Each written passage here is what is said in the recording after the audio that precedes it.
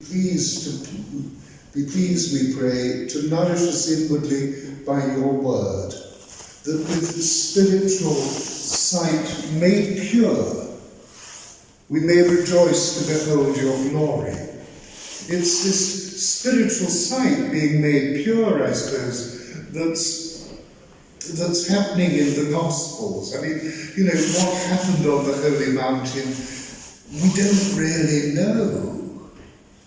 I mean, we touch it, and I suppose the disciples don't really know what's happening. They see Jesus transformed, transfigured, his face shining like the sun, and his clothes became as white as light. And then Moses and Elijah suddenly appeared to him, and they were talking with him. And, Peter's confused. I mean, I love these icons that show, the apostles, well, this one's not very good actually, but, tumbling down in sort of just confusion, and presumably a sort of intellectual, mental, spiritual confusion, as more, profound as to what's actually happening outside. And if we read the other Gospels, we're told we're not told it in Matthew's Gospel, but in the other Gospels, that Jesus was speaking to them of his passion, strengthening them for his passion. What's happening then, presumably, is that they're being given an insight into the reality of Jesus, into who he really is, so that when they see him dragging his cross through the filth of the Jerusalem streets, when they see him stripped naked and physically, literally nailed to the cross, his body already bleeding profusely with the Roman whip, and when they see him dying on the cross, they might actually have at least some comfort.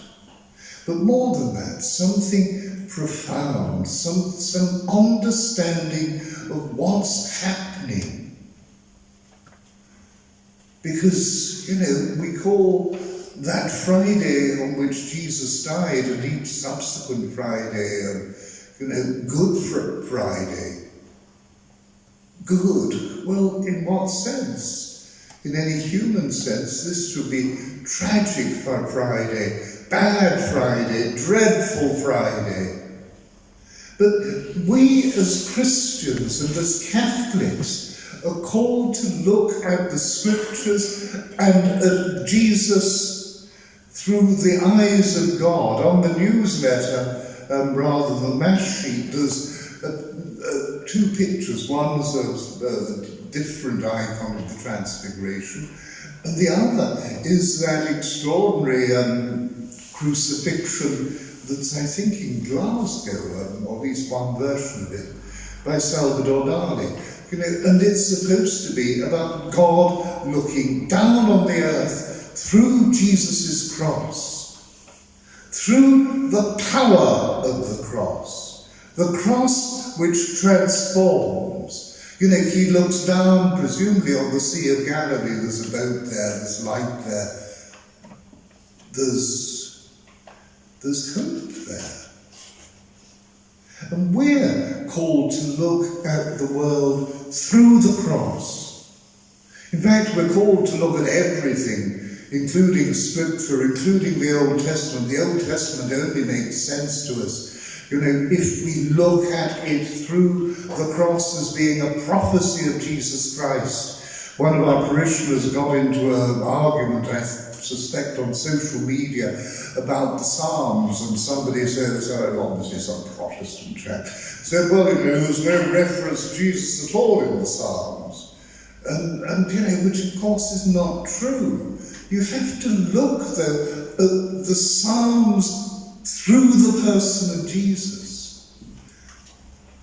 Because in fact, this is Jesus' own prayer book. That's why I suppose, Catholic worship is actually primarily about the recitation of the Psalms, rather than making up our own hymns and that sort of thing. We're people of the book. But we're supposed to see everything through the person of Jesus. Yes, the scriptures, Genesis, Exodus, all of those stories. We're supposed to see everything through Jesus. We're supposed to see the world and what's happening in the world. Even, Australian bushfires and coronavirus. Everything. I was watching recently a rather gruesome film, and part of it was the murder or the martyrdom, some might have called it the execution, of a young Catholic priest in the 16th century. He'd come from Rome to say Mass. The first Mass that he celebrated in England was in one of the great houses, and it was raided by the priest catchers. He was found hiding. He'd just finished Mass, or maybe he was halfway through, I'm not sure. But he was found hiding, and he was taken off. And the whole process of his killing began, first of all, by being imprisoned and tortured and asked about who he stayed with, who were having hideous. And then eventually he was dragged through the streets on a hurdle, basically a sort of a rough wooden mat, behind a horse, through the filth, over the stones, over the refuse that people had thrown out into a Tudor street. And then he was hanged. In the film, it was a sort of quick, short death. It was all over and done within a couple of minutes.